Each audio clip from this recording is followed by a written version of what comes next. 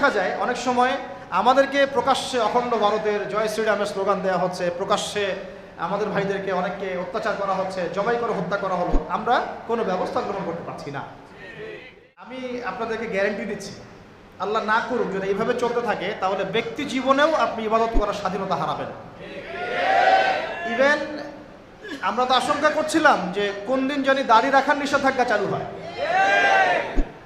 আপনারা কি তুরস্কের ইতিহাস পড়েছিলেন? যখন তুরস্ক প্রথম বিশ্বযুদ্ধে অটোম্যানরা যখন মানে ফার্স্ট ওয়ার্ল্ড ওয়ারে অংশ নিয়েছিল, হেরে গিয়েছিল, এই মোস্তফা কামাল আতাতুর্ককে ক্ষমতায় বসানো হয়েছিল, তখন আজান বন্ধ হয়ে গিয়েছিল, মাদ্রাসা বন্ধ হয়ে গিয়েছিল, মসজিদ তালা মারা হয়েছিল, দাড়ি রাখা নিষেধ করা হয়েছিল। এমন কোনো জুলুম নাই তখন করা হয় না। তো মূল কথা হচ্ছে কি, এক কথায় যে আমরা ইসলামী রাষ্ট্র ব্যবস্থা গঠন করতে না পারলে আমাদের দেশের মধ্যে প্রযুক্তিগত এবং সামরিক উন্নয়ন ত্বরান্বিত করতে পারবো না, বরং অন্যের কাছে আমাকে হাত পেতে বসে থাকতে হবে। তখন শত্রু আমাকে অতটুকুই দিবে যার ডিফেন্স সিস্টেম তার কাছে আছে। এমন অস্ত্র সে আমাকে বিক্রি করবে না যার ডিফেন্স সিস্টেম ওর কাছে নাই। এটা আমাদের বোঝা উচিত। আর আল্লাহ পাক কি আমাদের মাথায় কিছুই দেন নাই? আমাদের যদি প্রতিভাগুলোকে আমরা কাজে লাগাতে পারতাম, তাহলে আমরা দেশের মধ্যেই তাদেরকে দিয়েই এইসব ড্রোন, এইসব মিসাইলস, নিউক্লিয়ার প্ল্যান্টস আমরাই বানাতে পারতাম। আর আমরা যদি জিজ্ঞাসা করি আমাদের পলিটিশিয়ানদেরকে যে বিগত 50 বছর ধরে স্বাধীনতা তো ধোয়া তুলতেছেন, তা আপনারা কী করছেন? একটা ক্ষেপণাস্ত্র তৈরি করতে পারছেন? একটা ড্রোন কি বাংলাদেশে তৈরি করতে পারছেন? আপনারা কি পারছেন একটা ড্রোন তৈরি করতে? আহলুল জয় বাংলা আপনাদেরকে বলতেছে, আপনারা কি পারছেন একটা ড্রোন তৈরি করতে? এর বাইরে যারা বাম দল আছেন তারা কি পারছেন একটা ক্ষেপণাস্ত্র তৈরি করতে? কি করছেন? হ্যাঁ, শাহবাগ থেকে টিপ পরে, হাতাকাটা ব্লাউজ পরে, তারপরে সামনে কিছু মূর্তি টুর্তি নিয়ে, হ্যাঁ হনুমানের মূর্তি টুর্তি নিয়ে একেবারে বাঙালি চেতনা আমি জাগ্রত করতে পারছি। এই হচ্ছে আমার উন্নয়ন, তাই তো? সুবহানাল্লাহ। এই যুগে এসেও একটা সেতু, একটা ফ্লাইওভার নিয়ে মানুষ যা করলো, যখন মানুষ প্রতিযোগিতা করছে কে কাটছে বড় মিসাইল তৈরি করবে, কে কাটছে মানে উন্নত প্রযুক্তির ড্রোন তৈরি করবে, তাই না? কে কাটছে উন্নত প্রযুক্তির সফটওয়্যার তৈরি করবে, ডেটাবেস তৈরি করবে। মানে এখনকার যুদ্ধ তো প্রযুক্তির যুদ্ধ। আর এই সময় আমি পড়ে আসি আমার রাস্তাটা কত সুন্দর হয়েছে। আরে ভাই, এটা তো 20 বছর আগে, 30 বছর আগে হয়ে যাওয়া উচিত ছিল। তো একটা হচ্ছে যে অস্ত্র শস্ত্রে আমরা আমাদের সামরিক বাহিনীকে শক্তিশালী করতে পারতাম, উন্নত অস্ত্র, উন্নত সামরিক অস্ত্রে, যেটা কিন্তু আমরা এখন পর্যন্ত পারি না। আমরা জানি না আমাদের আকাশসীমা কিন্তু সেফ না, আমাদের আকাশসীমা কিন্তু সেফ না, আমাদের সমুদ্র সীমা এখন পর্যন্ত আমরা বলতে পারি না যে পরিপূর্ণ সেফ। আমাদের প্রশাসনের বাহিনীগুলো আমরা বলতে পারি না সবগুলো দালাল মুক্ত, বিদেশি এজেন্ট মুক্ত, আমরা বলতে পারি না। এক কথায় সংজ্ঞা হচ্ছে আল্লাহ এবং তার রাসূল যা করতে বলেছেন তা করা, আল্লাহ এবং তার রাসূল যা নিষেধ করেছেন তা ছেড়ে দেওয়া। ঠিক আছে? আল্লাহ এবং তার রাসূল যা করতে বলেছেন করলেই ইবাদত হয়ে যাবে, আর যেটা ছাড়তে বলেছেন ছাড়লে ইবাদত হয়ে যাবে। যেমন সালাত আদায় করতে বলেছেন আল্লাহ রাব্বুল আলামিন এবং তার রাসূল, আমরা সালাত পড়লে ইবাদত হিসেবে গণ্য হবে। আবার নবী সাল্লাল্লাহু আলাইহি ওয়াসাল্লাম আমাদেরকে দাড়ি শেভ করতে নিষেধ করেছেন, তাহলে শেভ না করলেও ইবাদত হবে। টাকনুর নিচে কাপড় পরতে নিষেধ করেছেন, তো টাকনুর নিচে কাপড় না পরলে ইবাদত হবে। এটা খুব সিম্পল, আপনারা বুঝেন। ওয়ামা আতাকুমুর রাসূলু ফাখুযু ওয়ামা নাহাকুম আনহু ফান্তাহু। রাসূল যা দিয়েছেন গ্রহণ করো, রাসূল যা থেকে নিষেধ করেছেন দূরে থাকো। ইবাদতের সংজ্ঞা আমরা বুঝলাম। এখন এইখানে আমাদের দেশের প্রেক্ষাপটে কিছু মানুষের একটা মিসকনসেপশন আছে যে আমরা অনেকে মনে করি, অনেকে বলতে লক্ষ লক্ষ কোটি কোটি মানুষ মনে করে বাংলাদেশে, অনেকে বলতে লক্ষ লক্ষ কোটি কোটি মানুষ মনে করে মুসলিম পরিবারের সন্তান, তারা মনে করেন যে ইবাদত মনে হয় শুধু নামাজ, রোজা, হজ আর যাকাতের নাম, তাসবিহ, তাহলিল আর জিকির আজকারের নাম। তারা কালিমা লা ইলাহা ইল্লাল্লাহ পড়েছেন, সাক্ষ্য দেন, নামাজও পড়েন, অনেক সময় যাকাতও দেন, রোজাও রাখেন, হজও করেন, ওমরাও করেন, কিন্তু এই আকীদা লালন করেন ইবাদত মনে হয় শুধু নামাজ, রোজা, হজ, যাকাত, তাসবিহ, তাহলিল, জিকির আজকারের নাম। ইবাদত যে ইসলামিক পরিবার গঠনেরও নাম, ইবাদত মানে ইসলামিক শিক্ষা ব্যবস্থা, ইবাদত মানে ইসলামিক সংস্কৃতি, ইবাদত মানে ইসলামী অর্থনীতি এবং ইবাদত মানে ইসলামী রাজনীতি, এই বিষয়টা তারা বুঝতে চান না। বুঝতে চান না শুধু তাই না, বরং তারা অস্বীকার করেন। কি করেন? সরাসরি অস্বীকার করেন। এবং অস্বীকার করে তারা কি করেন? অস্বীকার করে তারা মানব রচিত তন্ত্র মন্ত্র মতবাদের পূজা করেন। ইবাদত করে কি অস্বীকার করে কি করেন? এমন না যে অস্বীকার করে চুপ করে বসে থাকেন। অস্বীকার করে বরং অন্য কোনো সভ্যতার, অন্য কোনো দর্শনের, অন্য কোনো আদর্শের, অন্য কোনো তন্ত্রের মন্ত্রের তারা পূজা করেন, যেটাকে আমরা কোরআনের ভাষায় বলি তাগুত। কি বলি? তাগুত। অথচ প্রত্যেক নবী রসুলকে পাঠানো হয়েছিল একটা উদ্দেশ্য দিয়ে। কি সেটা? প্রত্যেক নবী রসুল একটা দাওয়াত দিয়েছেন। সেই দাওয়াতটা কি ছিল? তোমরা আল্লাহর ইবাদত করো, ওয়াজতানিবুত তাগুত, তোমরা তাগুতকে বর্জন করো। মানে তাগুতের সাথে কুফরি করো এবং আল্লাহর ইবাদত করো। ওয়া মান ইয়াকফুর বিত-তাগুত ওয়া ইউমিন বিল্লাহ ফাকাদ ইসতামসাকা বিল উরওয়াতিল উসকা। যে ব্যক্তি তাগুতের সাথে কুফরি করলো এবং আল্লাহর ইবাদত করলো, মানে আল্লাহর প্রতি ঈমান নিয়ে আসলো, সেই ব্যক্তি একটা শক্ত হাতল ধরলো, লা ইনফিসামা লাহা, যা কখনো ছিন্ন হবে না। তাহলে এই শ্রেণীর মানুষের সংখ্যা আমাদের দেশে কত? যারা ইবাদত বন্দেগীর জীবনে আল্লাহর অস্তিত্বকে স্বীকার করেন, নবী সাল্লাল্লাহু আলাইহি ওয়াসাল্লামের সুন্নাহকেও স্বীকার করেন, ইসলামের বিধানগুলোকে স্বীকার করেন, কিন্তু সংস্কৃতি, শিক্ষা ব্যবস্থা, অর্থনীতি, বাণিজ্য, সমরনীতি, রাজনীতি, এইসব জায়গায় তারা ইসলামকে প্রাধান্য দেন না। কোনো কোনো ক্ষেত্রে স্বীকারও করেন না, কখনো স্বীকার করলেও মানেন না। কখনো স্বীকার করলেও মানেন না। তো এই শ্রেণীর মানুষকে আমরা আসলে কি বলতে পারি? এই মতবাদগুলোর কিছু নাম আছে বাংলাদেশে। যত সো কল্ড ডেমোক্রেটিক মানে সিস্টেম আছে আমাদের দেশে, এই সিস্টেমের আন্ডারে যে মানুষগুলো আছেন তারা এই আদর্শে দীক্ষিত হয়েছেন। যত সেকুলার সোসাইটি আছেন তারা এই আদর্শে দীক্ষিত হয়েছে। যত কমিউনিস্ট সোসাইটি আছে তারা সবাই এই আদর্শে দীক্ষিত। যত জাতীয়তাবাদের লোকজন আছে বাংলাদেশে সবাই এই আদর্শে দীক্ষিত হয়েছে। অনেক সময় দেখা যায় আমাদের ভাইয়েরা, ভাই বলছি এই অর্থে তারা তো কালিমা পড়েছেন, তারা লা ইলাহা ইল্লাল্লাহ মুহাম্মাদুর রাসূলুল্লাহ বলার পরেও, নামাজ পড়ার পরেও, রোজা রাখার পরেও, হজ করার পরেও, যাকাত দেওয়ার পরেও তারা এই বৈষয়িক জীবনে ইসলামকে তারা মানতে চান না। তারা তাগুতের আনুগত্য করেন, তাগুতের দাসত্ব করেন, আর তাগুতের দাসত্ব মানে শয়তানের দাসত্ব। এখন কথা হচ্ছে যে এই মানুষগুলো এই একটা আংশিক ইসলাম ফলো করেন, সামগ্রিক জীবনে তারা ইসলামকে ফলো করতে চান না। তার মানে ইবাদত, যে ইবাদত করতে আল্লাহ পাক আমাদেরকে দুনিয়াতে পাঠিয়েছেন, সেই ইবাদত তারা জীবনের একটা ক্ষেত্রে করতে চান, বাকি জীবনের একটা বড় অংশে সেই ইবাদত তারা করতে চান না। এই মানুষগুলোই তারা যারা বলেন যে ধর্মের সাথে রাষ্ট্রের কী সম্পর্ক। এই মানুষগুলোই তারা যারা বলেন যে ইসলামী রাজনীতির কি প্রয়োজন আছে। এই মানুষগুলো কিন্তু তারা যারা বলেন যে ধর্ম নিয়ে রাজনীতি করতে আসবেন না। এই মানুষগুলোই তারা যারা বলেন যে আপনারা ধর্মান্ধ, আপনারা ধর্ম ব্যবসা করছেন, আপনারা মৌলবাদী, আপনারা আরও অনেক সময় বলেছে জঙ্গি, কখনো বলেছে তারা সন্ত্রাসী। তো কেন বলেন তারা? কেন এই কথাটা বলেন? কেউ বুঝে বলে, কেউ না বুঝে বলে।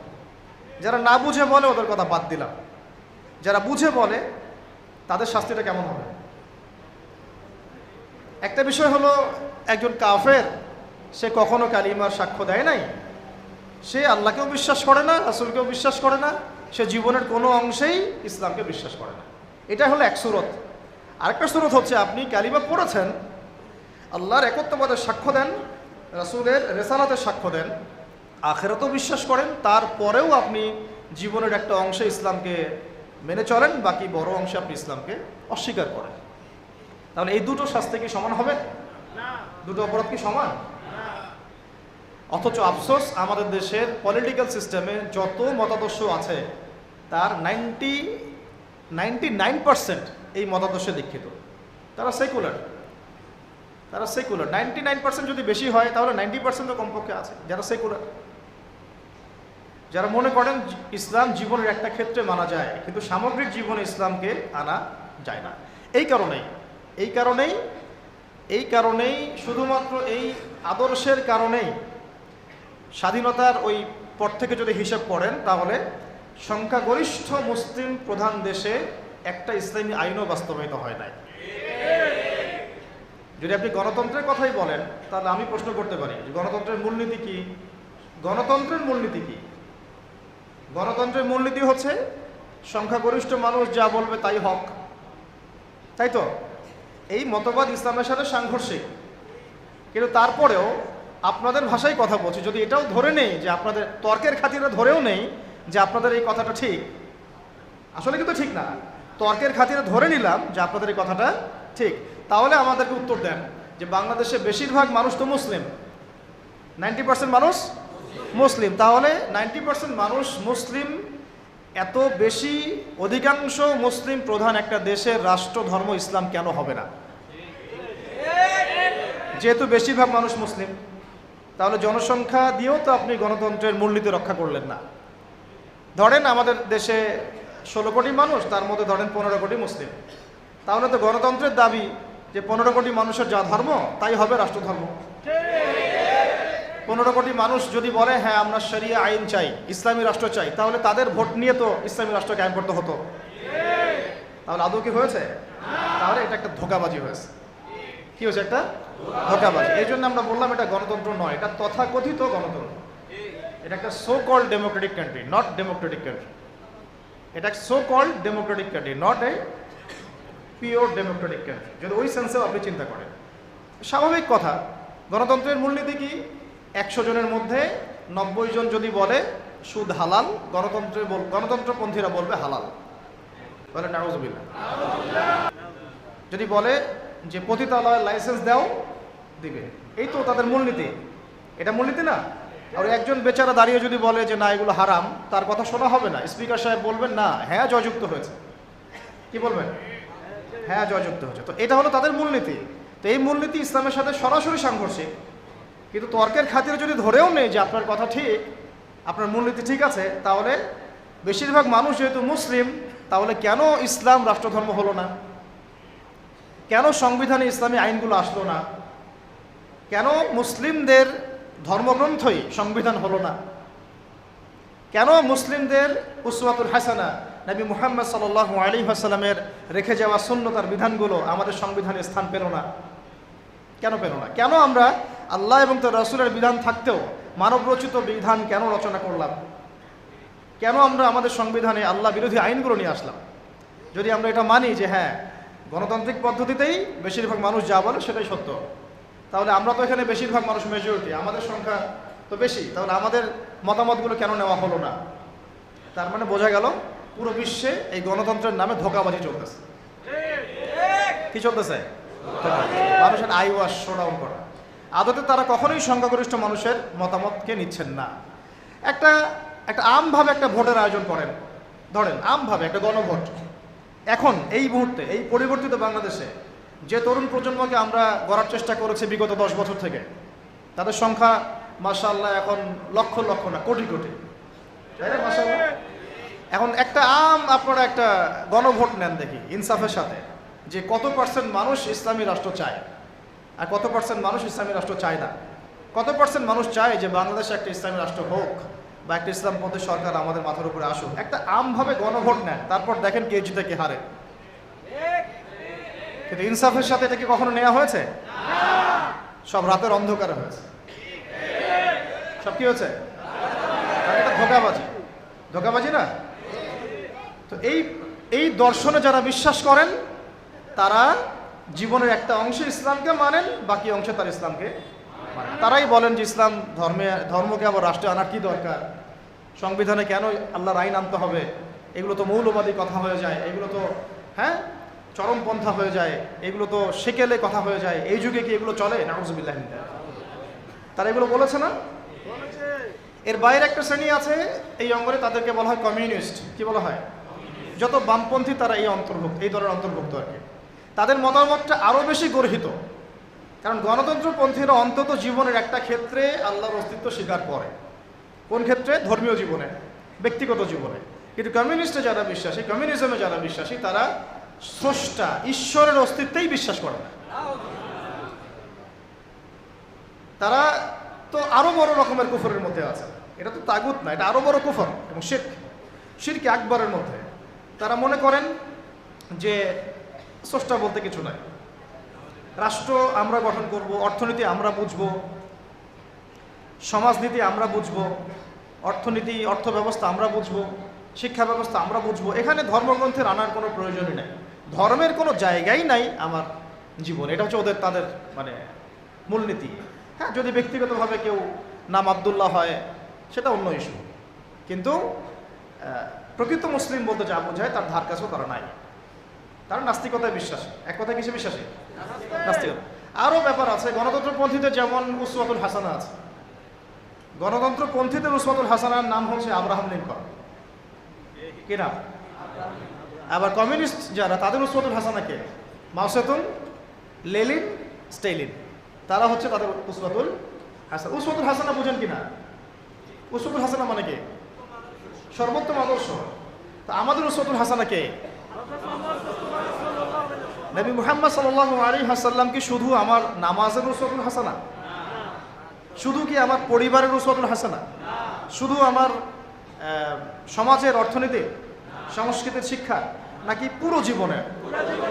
নবী সাল্লাল্লাহু আলাইহি ওয়াসাল্লাম আমাদের ইবাদত বন্দেগীর উসওয়াতুল হাসানা, আমাদের সংস্কৃতির উসওয়াতুল হাসানা, আমাদের শিক্ষার উসওয়াতুল হাসানা, আমাদের অর্থনীতির উসওয়াতুল হাসানা, আমাদের ব্যবসা বাণিজ্যের, আমাদের চাকুরির, আমাদের পরিবারের, আমাদের রাজনীতির, আর কি বাকি আছে? আমাদের পুরো জীবনের উসওয়াতুল হাসানা কে? নবী মুহাম্মদ সাল্লাল্লাহু আলাইহি ওয়াসাল্লাম। আমরা একজন ব্যক্তিকে উসওয়াতুল হাসানা মেনে চলছি, এবং তার সাহাবায়ে কেরাম তো আছেনই। মা আনা আলাইহি ওয়া আসহাবি, মা আনা আলাইহি ওয়া আসহাবি, আমি যার উপরে আছি, আমার সাহাবীরা যার উপরে আছে। কিন্তু গণতন্ত্রপন্থীদের উসওয়াতুল হাসানা ধর্মীয় জীবনে নবী মুহাম্মদ সাল্লাল্লাহু আলাইহি ওয়াসাল্লাম, কিন্তু অর্থনৈতিক জীবনে ওয়ার্ল্ড ব্যাংক। অর্থনৈতিক জীবনে কি? ওয়ার্ল্ড ব্যাংক, IMF আর ফেডারেল রিজার্ভ ব্যাংক। আর পলিটিক্যাল লাইফে তাদের উসওয়াতুল হাসানা হচ্ছে আব্রাহাম লিঙ্কন। কত ইলাহ তাদের, হ্যাঁ তাই না? অনেক ইলাহ না? আবার কমিউনিস্ট যারা, তাদের উসওয়াতুল হাসানা কারো কারো ব্যক্তি জীবনে হয়তো মুহাম্মদ সাল্লাল্লাহু আলাইহি ওয়াসাল্লাম, কিন্তু অর্থনীতিতে তার উসওয়াতুল হাসানা হচ্ছে পুঁজিবাদ। কোনটা? পুঁজিবাদ। আর রাজনৈতিক জীবনে তার উসওয়াতুল হাসানা হচ্ছে মাও সেতুং, লেনিন, স্টেলিন আর মুসোলিনি। ওই সোভিয়েতের সময় যা হয়েছে আর কি, তাই। তো তাদেরও অনেক ইলাহ, অনেক উসওয়া। যদি তার ইসলামের পক্ষে অবস্থান নেয় আর ভারত একটু চোখ রাঙানি দেয়, তাহলে ভয়ে ওরা পেশাব করে ফেলে। এই হলো তাদের উসওয়াতুল হাসানা। তাদের উসওয়াতুল হাসানা হচ্ছে বিশ্বের পশ্চিমা এবং যত রাম বাম প্রগতিশীল পরাশক্তি, এগুলো ওদের উসওয়াতুল হাসানা। কিন্তু আমরা মুসলিম, আমাদের উসওয়াতুল হাসানা জীবনের সর্বক্ষেত্রেই একজন ব্যক্তি, তার নাম মুহাম্মদ সাল্লাল্লাহু আলাইহি ওয়াসাল্লাম। তো মূল জায়গাটা আলোচনা করলাম এই কারণে, আপনাদের বোঝার সুবিধার্থে, যে ইবাদত করার ক্ষেত্রে এসে আমরা যে ইসলামকে কত ভাগে ভাগ করে ফেলছি তা ঠিক নাই। অথচ ইবাদত করতে আল্লাহ পাক বলেছেন জীবনের সমস্ত ক্ষেত্রেই আমার বিধান মেনে চলো। তুমি নামাজ পড়লেও আমার বিধান মতোই পড়তে হবে, রোজা রাখলেও আমার বিধান মতোই পড়তে হবে, হজ করলেও জাকাত দিলেও আমার বিধান মতোই করতে হবে, নবীর সুন্নাহ অনুযায়ী করতে হবে। তুমি যদি সমাজনীতি পরিচালনা করতে চাও, সমরনীতি পরিচালনা করতে চাও, সংস্কৃতি পরিচালনা করতে চাও, শিক্ষা ব্যবস্থা প্রণয়ন করতে চাও, তুমি যদি ইলেকশন করতে চাও বা রাজনীতিও করতে চাও, তবুও কি করতে হবে? আমার বিধান মোতাবেকই তোমাকে আগাতে হবে। তুমি এখানে অন্যের বিধানে দাসত্ব করতে পারবে না। যদি করো তাহলে তুমি জীবনের এক ক্ষেত্রে আল্লাহকে মানো, আরেক ক্ষেত্রে শয়তানকে মানো।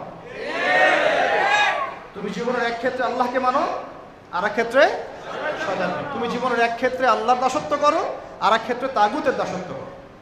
এই সহজ সরল কথাটা আমরা আমাদের জাতিকে আসলে এখনো হয়তো বোঝাতে পারি না।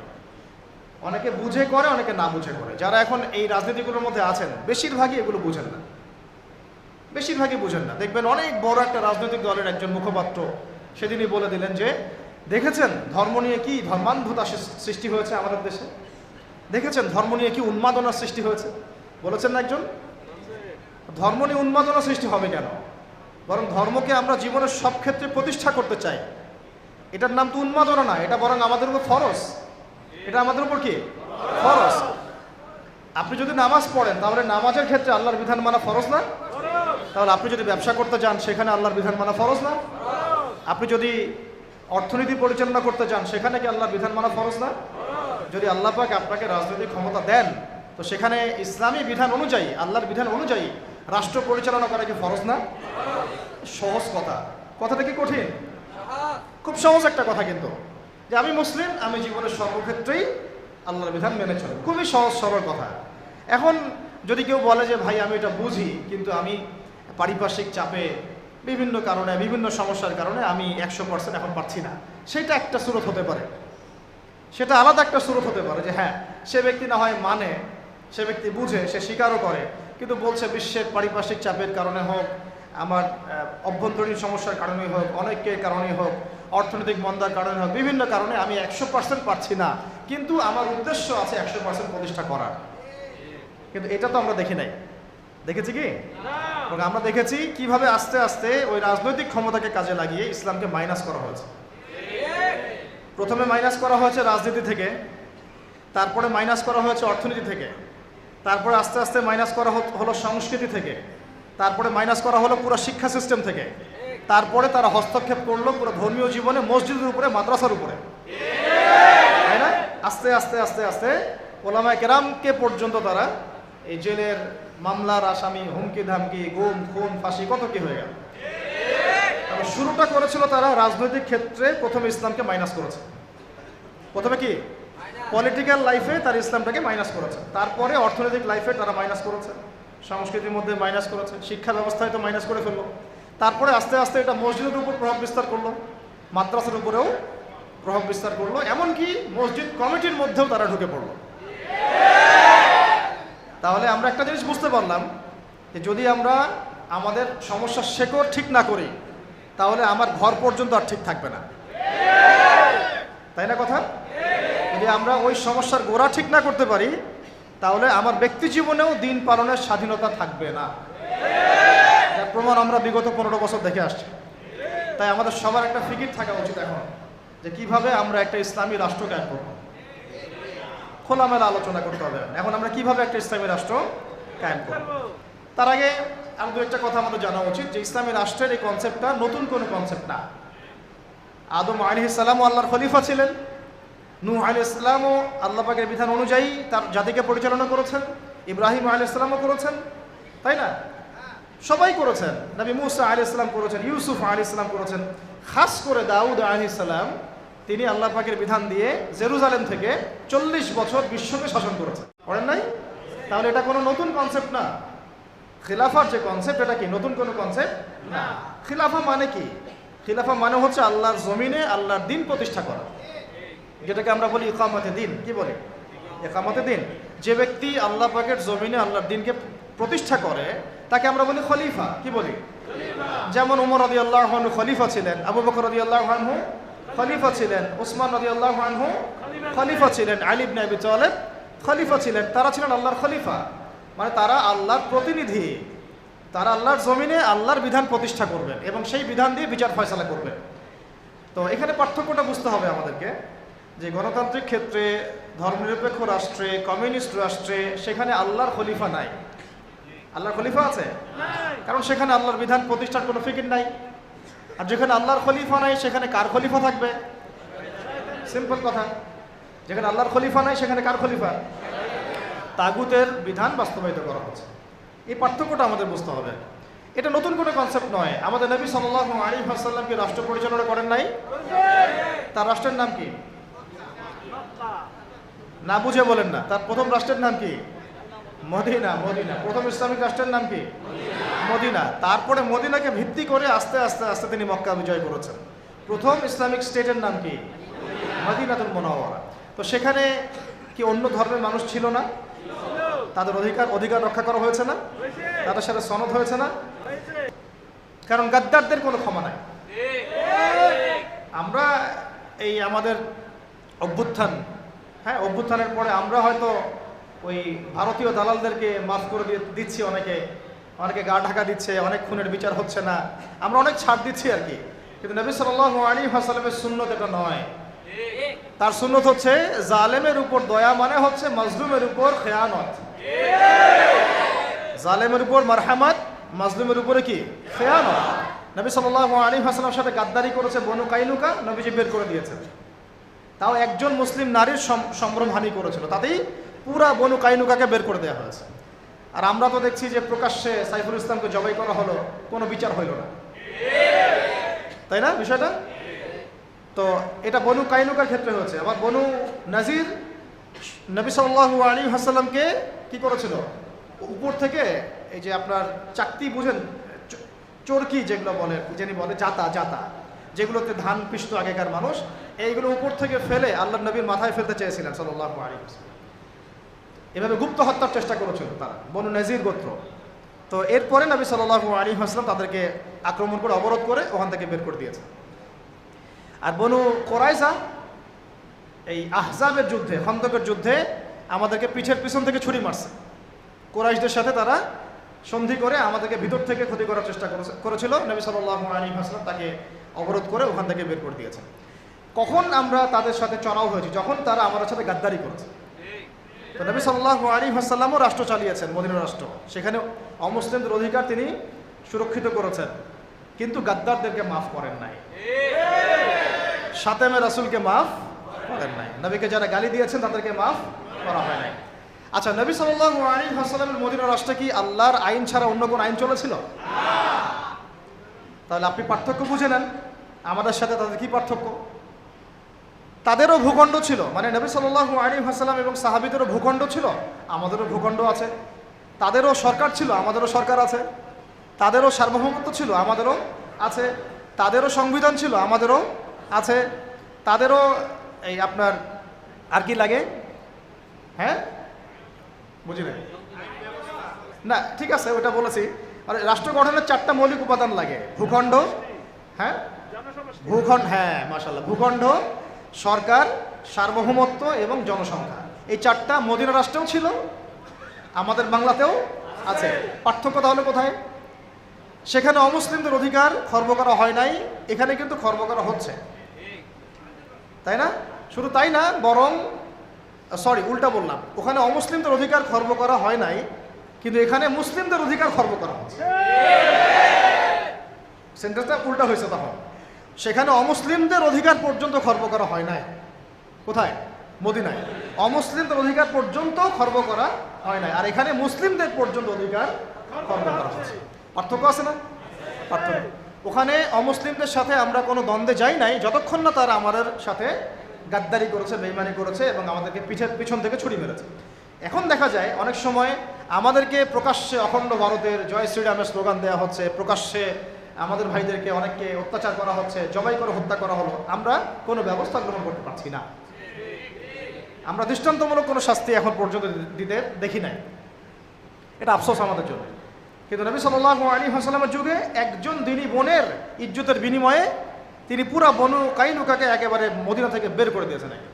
আমরা কিন্তু সেটা করতে পারি না।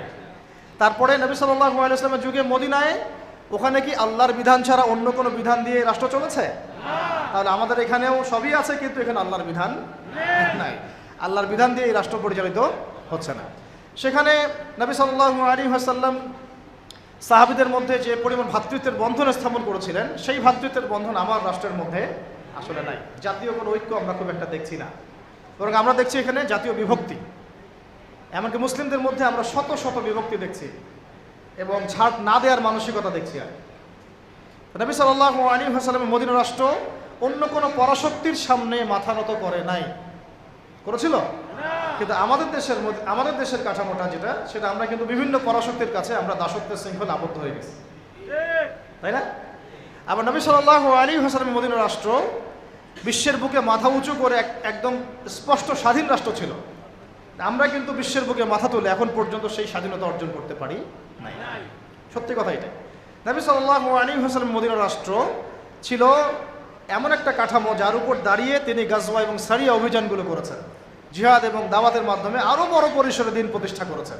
কিন্তু আমাদের রাষ্ট্রগুলো, ইসলামী রাষ্ট্রগুলোর মধ্যে কিন্তু এইরকম গাজওয়া বা সারিয়া এই অভিযানগুলোতে অংশ নেওয়ার মতো কোনো সুযোগ পাওয়া যায় না।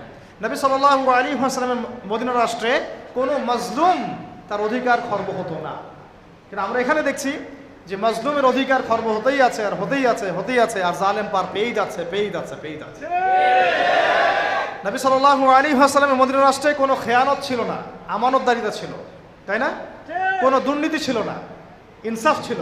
কিন্তু আপনি আমাদের রাষ্ট্রগুলোতে দেখবেন উপর থেকে নিচ পর্যন্ত খালি খেয়ানত, জুলুম আর দুর্নীতি। তো মৌলিক অনেক পার্থক্য আছে না? সর্বোপরি নবীজির মদিনা রাষ্ট্র ছিল একটা খিলাফা স্টেট। কি স্টেট?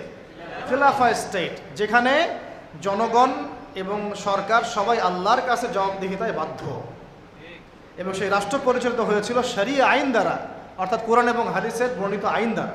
নবীজি বলতেন যে আমার মেয়ে ফাতিমাও যদি চুরি করে তবুও আমি তার হাত কেটে ফেলব, তাই না?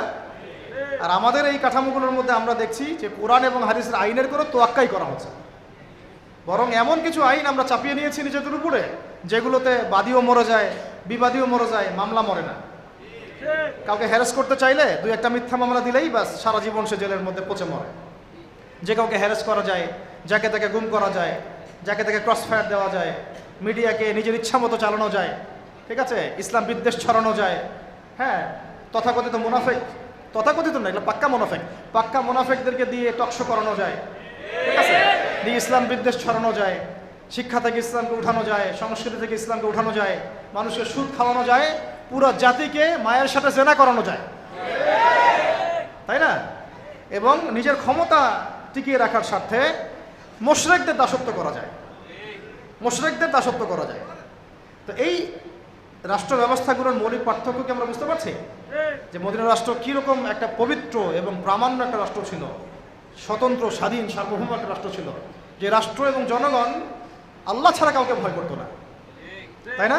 এবং সেই রাষ্ট্রটাকে ভিত্তি করে নবী সাল্লাল্লাহু আলাইহি ওয়াসাল্লাম দাওয়াত এবং জিহাদের মধ্য দিয়ে আস্তে আস্তে রাষ্ট্রের আয়তন বাড়িয়েছেন, জনসংখ্যা বেড়েছে, ইসলাম প্রসারিত হয়েছে।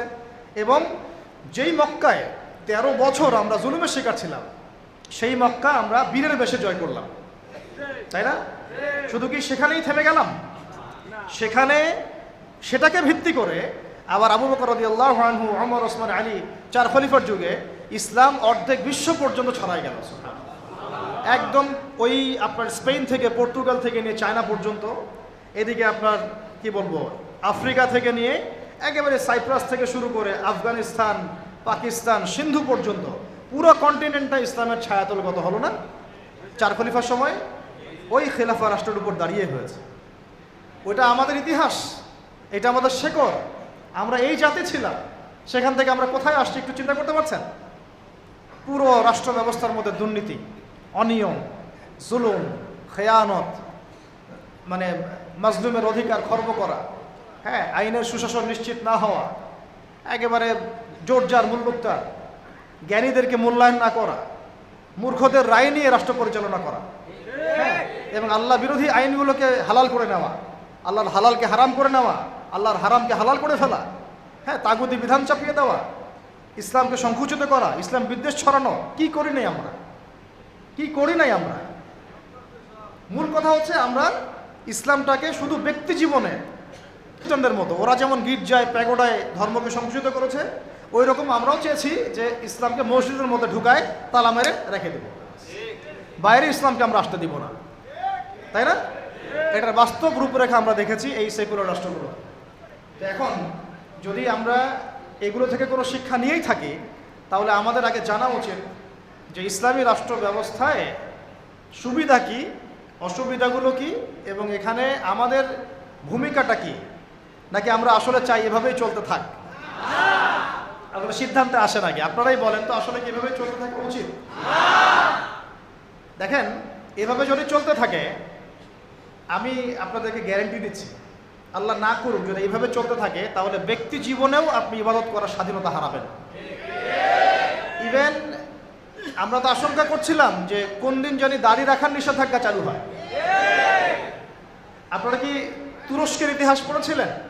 যখন তুরস্ক প্রথম বিশ্বযুদ্ধে অটোম্যানরা যখন মানে ফার্স্ট ওয়ার্ল্ড ওয়ারে অংশ নিয়েছিল, হেরে গিয়েছিল, মোস্তফা কামাল আতাতুর্ককে ক্ষমতায় বসানো হয়েছিল, তখন আজান বন্ধ হয়ে গিয়েছিল, মাদ্রাসা বন্ধ হয়ে গিয়েছিল, মসজিদ তালা মারা হয়েছিল, দাড়ি রাখা নিষেধ করা হয়েছিল। এমন কোনো জুলুম নাই তখন করা হয় না। তো এভাবে যখন ইসলামকে রাজনৈতিক অঙ্গন থেকে সরিয়ে ফেলা হয়, তখন আস্তে আস্তে ইসলাম ব্যক্তি জীবন থেকে উঠে যায়, উঠিয়ে দেওয়া হয়।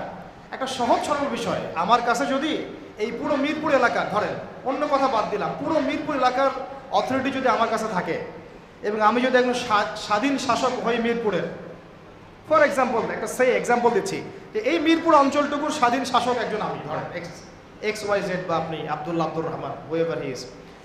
এখন আপনার অথরিটি আছে, আপনি চাইলে আপনার এলাকার সব মদের বার বন্ধ করতে পারেন, সব জুয়ার আসর আপনি বন্ধ করতে পারেন, আপনি আপনার এখানে প্রশাসনিক বাহিনী দিয়ে এখানে জরিমানা করতে পারেন, আইনের সুশাসন নিশ্চিত করতে পারেন, আপনি এই এলাকার সমস্ত মসজিদকে আবাদ করতে পারেন, সমস্ত মক্তবে কোরআনের একেবারে কি বলবো কোরআনের শিক্ষা প্রচার প্রসার আপনি বাস্তবায়ন করতে পারেন, প্রত্যেকটা মাদ্রাসাকে আপনি আরও উন্নত করতে পারেন, এমনকি ওলামায়ে কেরামদেরকে ভাতা দিতে পারেন, তাই না?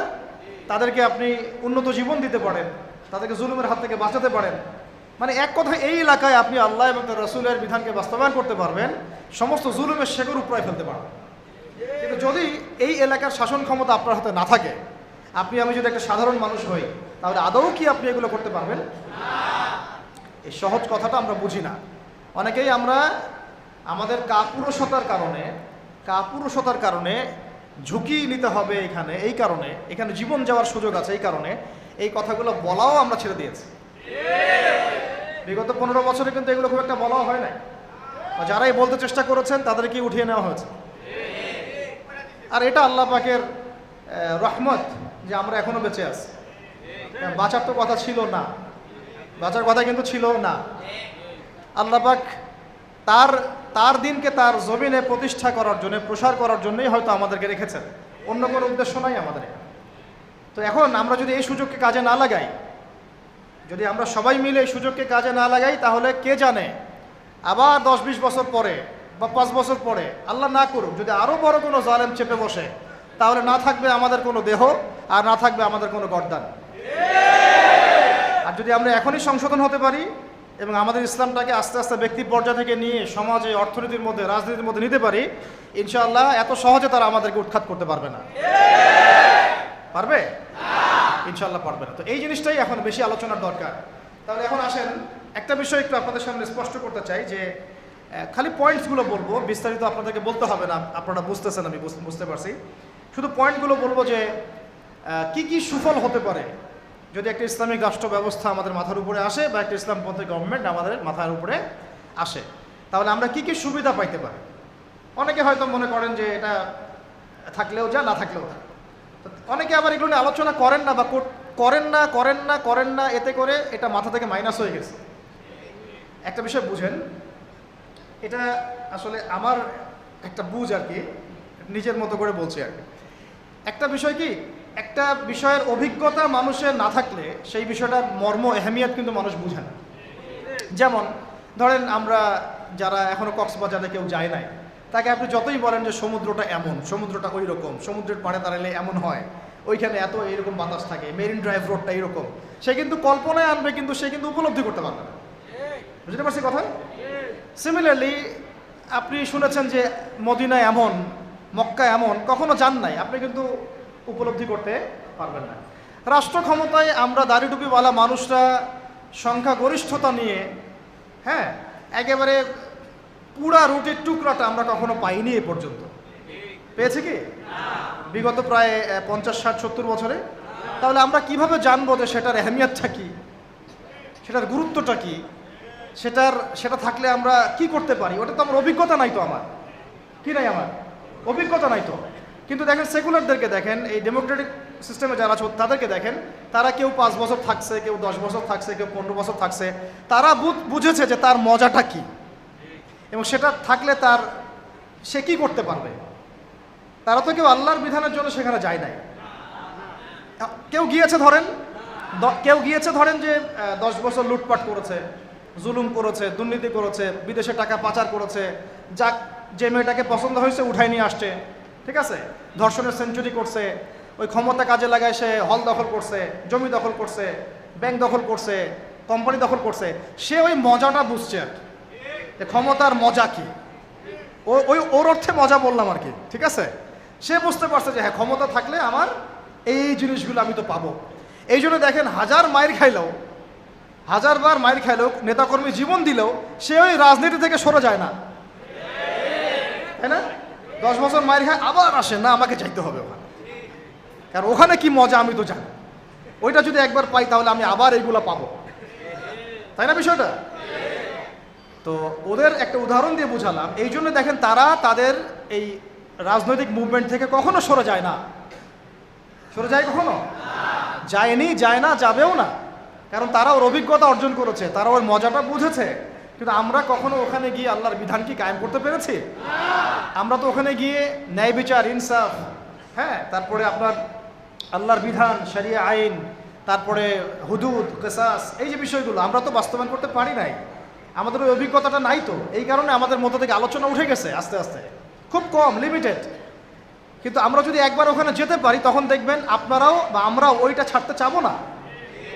কারণ আমরা জানি ওখানে গেলে ইসলামকে কত বড় পরিসরে কায়েম করা যাবে ইনশাআল্লাহ, তাই না? আমরা ইসলামিক সেন্সে বলছি, আমরা ওখানে গেলে বুঝতে পারবো যে আমরা কত বড় পরিসরে ইসলামের খেদমত করতে পারবো ইনশাআল্লাহ। যেহেতু আমরা যেতে পারি নাই, তাই আমাদের মধ্যে ওই অভিজ্ঞতাটা কিন্তু এখন অর্জিত হয় নাই। এই কারণে আলোচনাগুলোর দরকার যে ওখানে গেলে কি পেতে পারেন বা সুফলটা কি হতে পারে, আর না গেলে কি কুফলগুলো হচ্ছে। শুধু পয়েন্টগুলো বলবো। 1 নাম্বার, যদি একটা ইসলামিক সরকার আমাদের মাথার উপরে আসে এবং একটা ইসলামপন্থী রাষ্ট্র আমরা সামনে কায়েম করতে পারি, সামনে বলতে হতে পারে 5 বছর পরে, 10 বছর পরে, যদি কায়েম করতে পারি ইনশাআল্লাহ, ইনশাআল্লাহ, তাহলে সর্বপ্রথম আমরা পুরো দেশে সালাত কায়েম করতে পারবো। সালাত কায়েম করতে পারবো। কায়েম, কায়েম। আমরা এখন নামাজ পড়ি, তাই না? নামাজ কায়েম করি ব্যক্তি জীবনে, পারিবারিক জীবনে, কিন্তু আমরা জাতিগতভাবে কিন্তু নামাজ কায়েম করতে পারি না। আপনি তো চার্জ করতে পারছেন না। আমাদের মুরব্বী ওলামায়েরা অনেকে এখানে আছেন যে কয়েক বছর আগেই মদিনায় যারা নামাজ পড়তো না, দোকান খোলা থাকতো না আমাদের সময়, তাদেরকে ধরে নিয়ে যাইতো না, গারামা দিত, গারামা, জরিমানা, অনেকে তো পিটাইতো, জেলও দিত, অনেকে ওই মরুভূমিতে গিয়ে রেখে দিয়ে আসতো, হাইটা হাইটা আয়তো শাস্তি। মানে নামাজ যদি রাষ্ট্র চায় তাহলে জনগণকে পড়াতে পারে। রাষ্ট্র যদি চায় জনগণকে মাস্ক পরাইতে পারে না? পারে না? হ্যাঁ। তো রাষ্ট্র যদি চায় তাহলে জনগণকে নামাজও পড়াইতে পারবে ইনশাআল্লাহ। আর যারা বুঝে না তাদেরকে শিখাইতে পারবে। যারা নামাজ পড়তে জানে না তাদেরকে আমরা ইসলামিক সেন্টারে পাঠাইতে পারবো, তরবিয়ত দিতে পারবো, ওলামায়ে কেরামের সহবতে নিয়ে এসে শিখাইতে পারবো, তাই না? কিন্তু আপনি এটা রাষ্ট্রীয় উদ্যোগে এখন আর করতে পারবেন না। এটা ব্যক্তি জীবনে সীমাবদ্ধ হয়ে থাকে তখন। তো ব্যক্তি জীবনে থাকলে তো আপনি পড়লেও কি না, মানে পড়লে কেউ চার্জ করার নাই, না পড়লেও কেউ চার্জ করার নাই। এটা আপনার ব্যক্তিগত বিষয়ের সাথে নিসবত হয়ে গেল। কিন্তু জাতিগতভাবে কিন্তু নামাজ কায়েম হলো না। কিন্তু নবী সাল্লাল্লাহু আলাইহি ওয়াসাল্লাম কি মসজিদে কোনো সাহাবী না আসলে বা আসতে না পারলে খোঁজ দিতেন না? ওমর রাদিয়াল্লাহু আনহু খোঁজ দিতেন না? ওখানে কি এমন কোনো মুসলিম ছিল যিনি নামাজ পড়তেন না? তো এই একটা বিষয়, যেখানে আমরা কিন্তু এটা করতে এখনো পারি নাই। আপনি বলছেন 90% মুসলিমের দেশ, দেখেন 70% নামাজ পড়ে না। শুধু নামাজ না, তখন আপনি চাইলে প্রাইমারি লেভেলে, প্রাইমারি স্কুলে কোরআন শিক্ষা বাধ্যতামূলক করতে পারতেন, পারতেন না? হাই স্কুলে আরবি ভাষা শিক্ষা বাধ্যতামূলক করতে পারতেন, কোরআনের কিছু অনুবাদ তো বাধ্যতামূলক করতে পারতেন, সিলেবাস মুক্ত করতে পারতেন। অনার্স লেভেলে গিয়ে আমাদের এই ভাইরা তখন কোরআনের তাফসির করতে পারতো, তর্জমা করতে পারতো, হাদিসের এরাব দিতে পারতো, ইবারত করতে পারতো। তারা কি পারে? 95%ই পারে না। মাস্টার্স লেভেলে গিয়ে তারা ইফতা দেওয়ার মতো যোগ্যতা হয়তো অর্জন করতে পারতো। আরও অনেক কিছু করা সম্ভব ছিল, কিন্তু এটা আপনি আর রাষ্ট্রীয়ভাবে এখন করতে পারছেন না। তাহলে একটা বিষয় হচ্ছে, দেখুন এক্সাম্পলটা বুঝেন, এখানে তো অনেক ফ্যাক্টরি আছেন আপনাদের এখানে, এটা দেখে মনে পড়লো আর কি উদাহরণটা, যে দেখেন ধরেন আমি একটা চাদর পরেছি, এটা ধার করছি আর কি, এটা আমার ধার। ধরেন আমি একটা চাদর পরেছি, এখন এই চাদরটা ধরেন যে এক ভাই হাতে সেলাই করছে, 10 জন মিলে হাতে সেলাই করছে, 10টা চাদর উৎপন্ন হচ্ছে, আর এখানে একটা চাদর তৈরির ফ্যাক্টরি আছে, চাদর তৈরির ফ্যাক্টরি আছে। উৎপাদন কার বেশি হবে? ইসলামিক রাষ্ট্র হচ্ছে একটা ফ্যাক্টরির মতো কাজ করবে, যা ইসলাম আরো অনেক বেশি ছড়াই দিতে পারবে ইনশাআল্লাহ, যেটা ব্যক্তিগতভাবে অতটা সম্ভব হয়ে ওঠে না। দাওয়াতের মাধ্যমে হয়, দাওয়াতের মাধ্যমে ব্যক্তিগত ইসলাম হয়, মানুষ ফিরে আসে, কিন্তু বড় পরিসরে ইসলাম কায়েম হয় না। বরং আমরা ইসলাহের যত মেহনত করি, ওরা ওদের শয়তানি শক্তি দিয়ে ওইটাকে আবার নস্যাৎ করার চেষ্টা করে, তাই না? আমরা ইসলাহ করে মানুষকে আল্লাহর পথে ডাকার চেষ্টা করি, ওরা গান বাজায় দিল, কনসার্ট করাই দিল, পর্নোগ্রাফি চালু করে দিল, মেয়ে নাচাই দিল, আল্লাহ বিরুদ্ধে আইন 4টা 5টা চালু করে দিল, ব্যাস আপনার মেহনতের উপর পানি পড়ে গেল, তাই না বিষয়টা? অথচ যদি আমরা একটা ইসলামিক স্টেটের দিকে যেতে পারতাম, ইসলামিক রাষ্ট্র ব্যবস্থার দিকে, তাহলে ওই ক্ষমতা আমাদের হাতে থাকতো যে তারা উপরের লেভেল থেকে ইসলাম বিরোধী কোনো শক্তিকে মানে আমাদের উপর চাপিয়ে দিতে পারত না। এক নম্বর হচ্ছে আমরা নামাজ প্রতিষ্ঠা করতে পারতাম জাতিগতভাবে, যেটা আমরা এখন পারছি না। 2, আমরা যাকাত কায়েম করতে পারতাম, যাকাত প্রতিষ্ঠা করতে পারতাম রাষ্ট্রীয়ভাবে। এটা মুসলিমদের জন্য বলছি, নামাজ এবং যাকাতের বিষয়গুলো। অমুসলিমদেরকে নিয়ে তো আমাদের এখন এভাবে ফিকির নাই। তারা আমাদের রাষ্ট্রে থাকবে, আমরা সহ অবস্থান করব, আমরা তাদের ধর্ম পালনে কোনো বাধা দিব না, আবার আমরা তাদের ধর্ম পালনের অংশও হব না। মানে না আমি মূর্তি ভাঙতে যাব, আর না আমি মূর্তি পাহারা দিব, আর না আমি মূর্তি গড়ে দিব। তারা লাকুম দিনুকুম ওয়ালিয়া দিন, তোমাদের দিন তোমরা পালন করো, আমাদের দিন আমরা পালন করব। এবং তোমরা আমাদেরকে জিজিয়া দিবা। কি দিবা?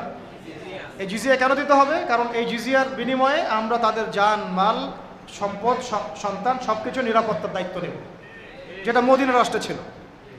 এটাকে বলা হয় যে তারা ইসলামিক রাষ্ট্রের মধ্যে আমাদের জিম্মায় থাকে, আমাদের জিম্মায় থাকে। ওই জিম্মা শব্দও তো এরা বুঝে না, এরা মনে করে জিম্মা মানে মনে হয় জিম্মি। হ্যাঁ, তাই না? বলে না যে জিম্মি করে ফেলছে। জিম্মি মানে তো একজনকে অন্যায়ভাবে আটকে রাখা, এটা কি জিম্মি? এই দেখেন আরবির যে কত অবস্থা খারাপ আমাদের দেশে। জিম্মি আর জিম্মা এটা কি এক হইল?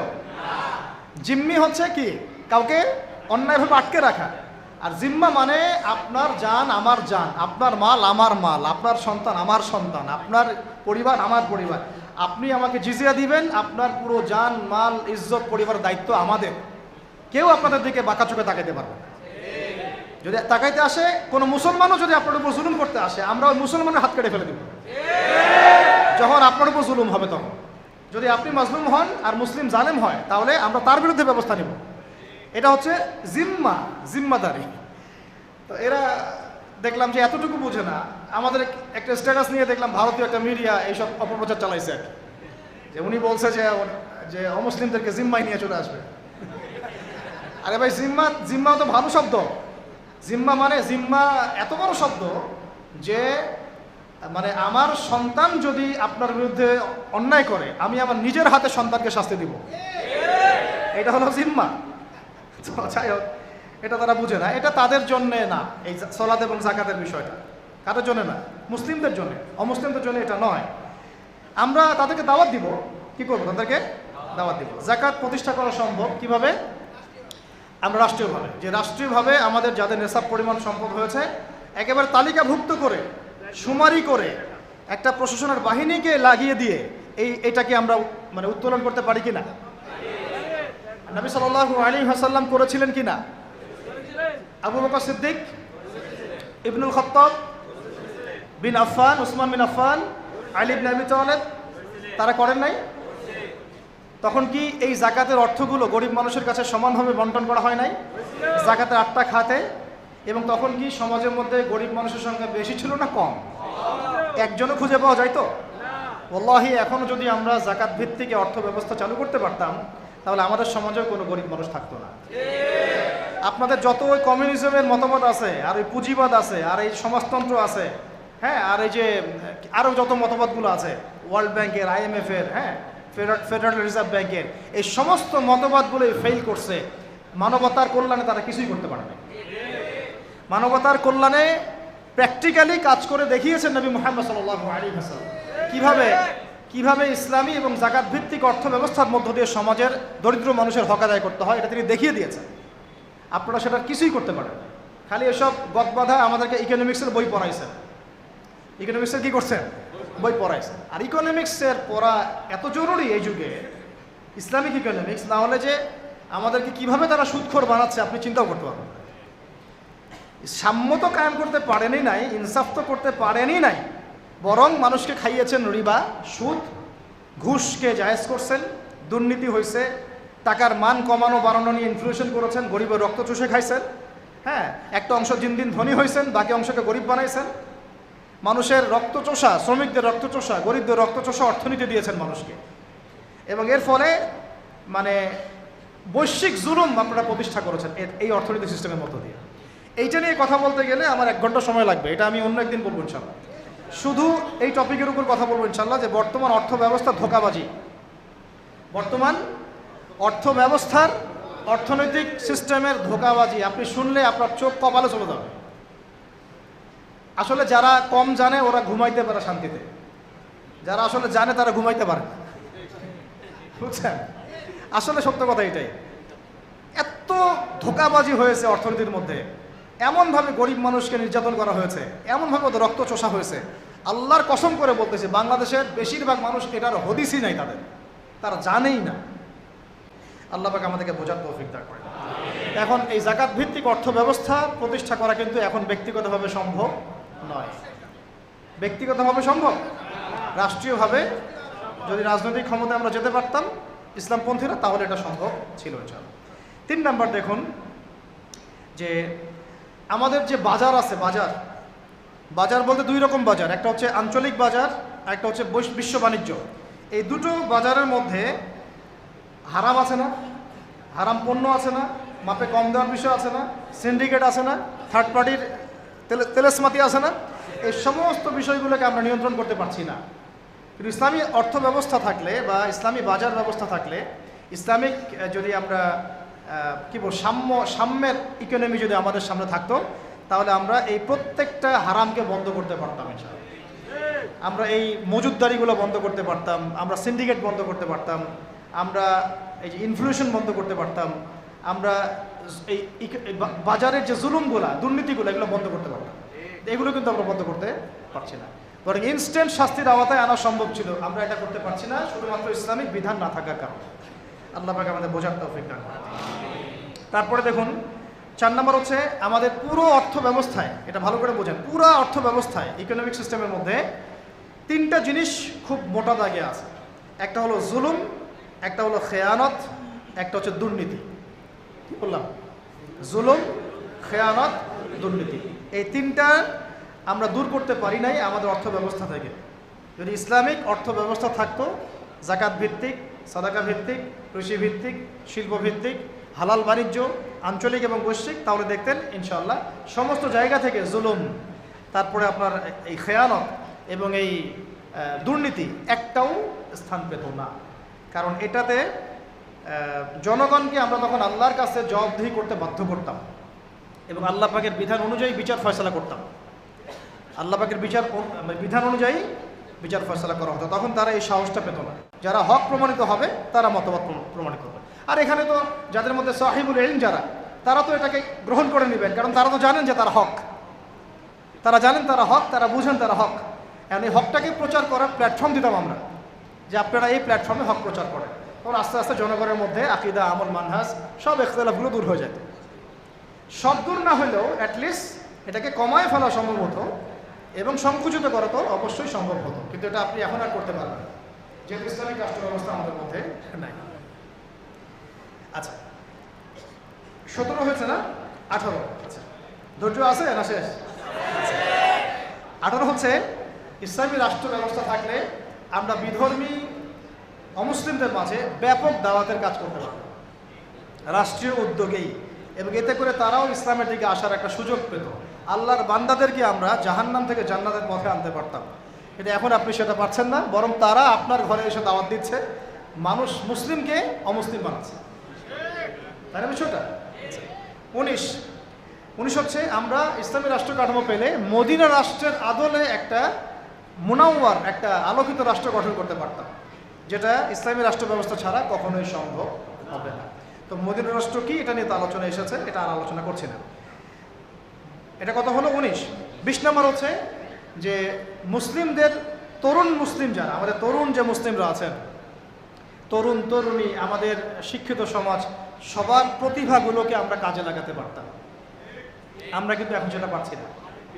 একজন প্রতিভাবান ছেলে বিদেশে চলে যাচ্ছে, ওখানে গিয়ে ভালো চাকরি পাচ্ছে।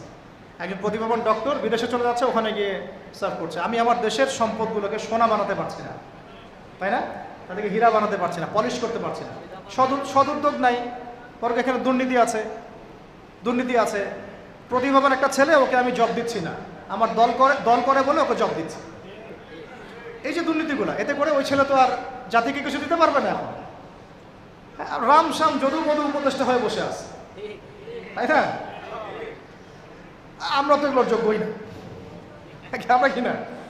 আমাদের তো জ্ঞান নাই, এলেম কালাম কিছুই নাই, রাম শ্যাম যদু মধু সব উপদেষ্টা হয়ে বসে আছে। একজন ব্যক্তি যে পরকীয়ায় শিখায়, সেও এখন নেতা হয়ে বসে আছে,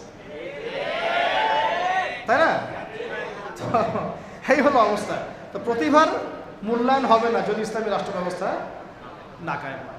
তো আরেকটা বিষয় হচ্ছে, এটা কত বললাম 20, 21 হচ্ছে প্রযুক্তিগত যত উন্নয়ন আছে না, আপনার ইন্টারনেট সেকশন বলেন, অনলাইন সেকশন, অফলাইন সেকশনের কথাই বলেন, ইনক্লুডিং নিউক্লিয়ার প্ল্যান্টস, মিসাইলস, এইগুলো পর্যন্ত আমরা তৈরি করতে পারতাম যদি ইসলামী রাষ্ট্র থাকতো। এখন যেহেতু ইসলামী রাষ্ট্র নাই, আপনি চাইলেও এগুলো করতে পারছেন না। প্রযুক্তিগত কোনো উন্নয়ন করতে পারছি না আমরা, বরং অন্যের কাছে হাত পেতে বসে আছে।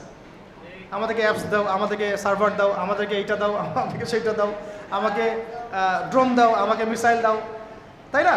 কিন্তু দেখেন নবী সাল্লাল্লাহু আলাইহি ওয়াসাল্লাম যখন মদিনা রাষ্ট্র গঠন করেছেন, তিনি নিজে নিজের রাষ্ট্রে এগুলো উৎপাদন করেছেন।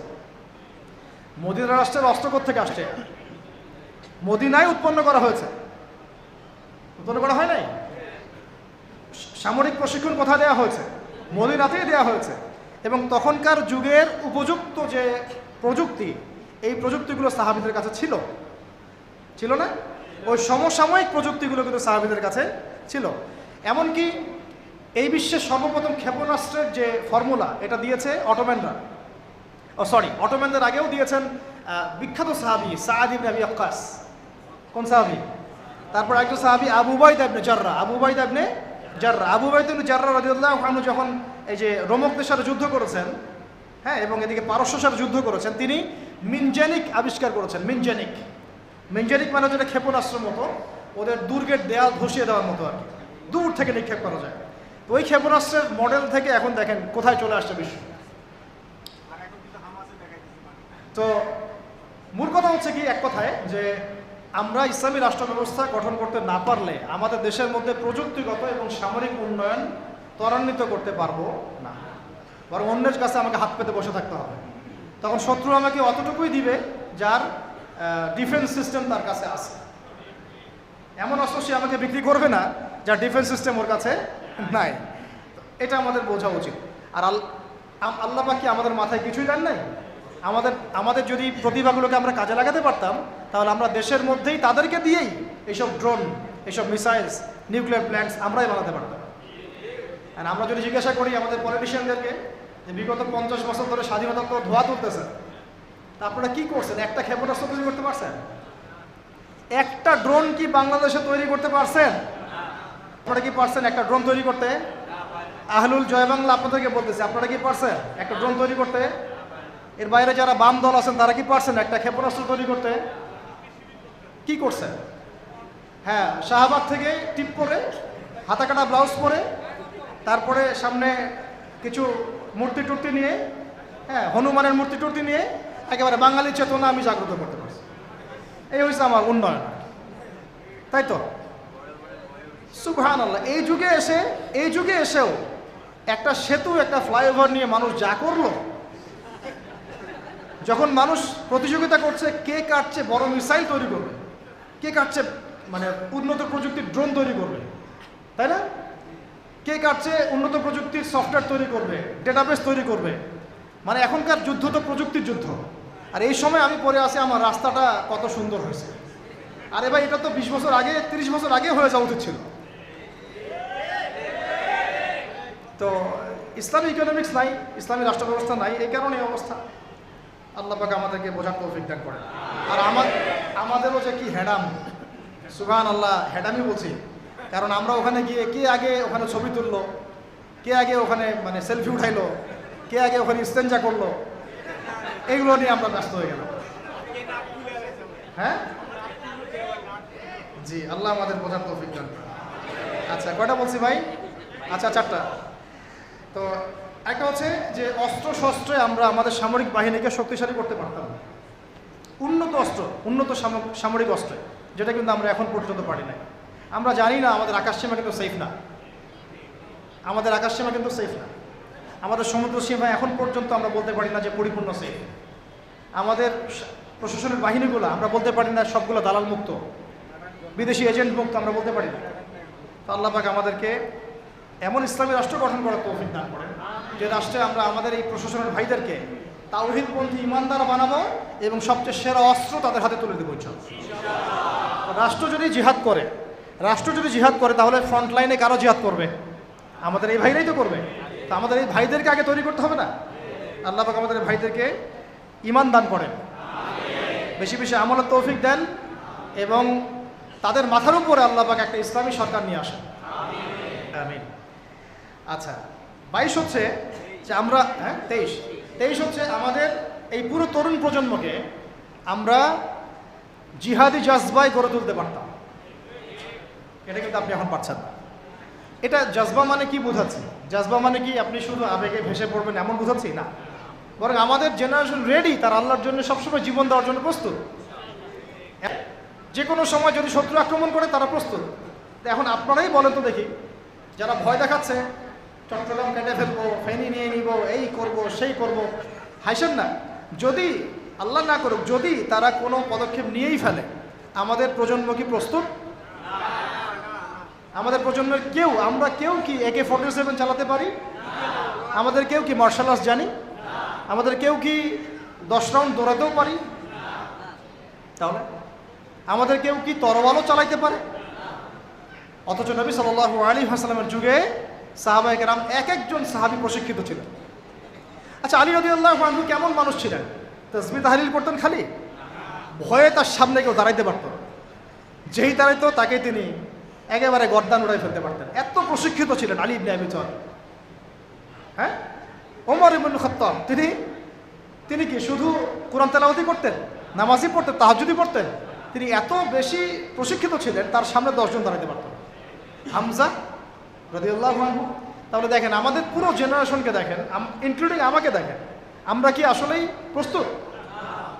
দেখা যায় আমাদের গতকালকে বলছিলাম যে 4-5 জন ডাকাত যদি একটা ছোট্ট ছুরি নিয়ে আমাদের সামনে দাঁড়ায়, আমাদের তো ভাই খবর হয়ে গেছে, ভাই কি আছে নে, সব নেই ভাই, তা আমাকে ছাড়।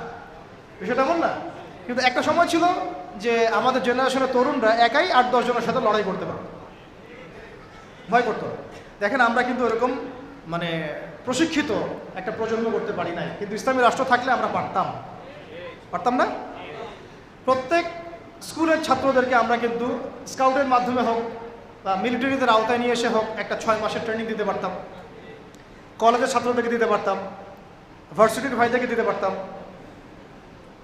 লাঠি সোটা নিয়ে হয়তো অনেক সময় কিছু কি হয়, বিপ্লব হতে পারে, অভ্যুত্থান হতে পারে।